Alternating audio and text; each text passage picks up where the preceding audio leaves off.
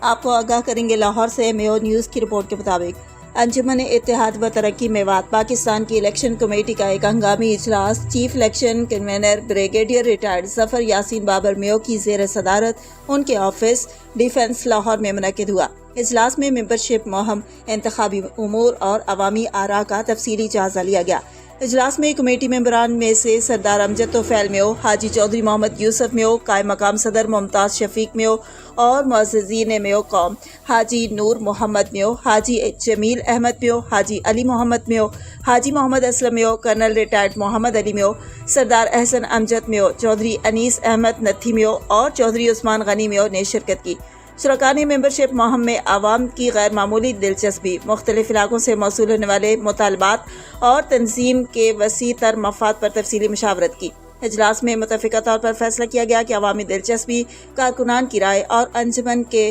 تنظیمی استحکام کو مد نظر رکھتے ہوئے ممبرشپ کی آخری تاریخ میں 31 جولائی 2026 تک توسیع کی جائے تاکہ مزید افراد کو انجمن کی رکنیت حاصل کرنے کا مساوی موقع مل سکے اور زیادہ سے زیادہ افراد تنظیمی عمل کا حصہ بن سکے۔ تنظیمی حلقوں کے مطابق اس فیصلے کو مختلف علاقوں میں مثبت انداز میں سراہا جا رہا ہے۔ مبصرین کا کہنا ہے کہ بڑھتی ہوئی عوامی دلچسپی انجمن اتحاد و ترقی میوات پاکستان پر اعتماد کے فروغ کی عکاس ہے، جبکہ توقع کی جا رہی ہے کہ ممبرشپ میں توسیع سے تنظیم مزید مضبوط، فعال اور نمائندہ حیثیت اختیار کرے گی۔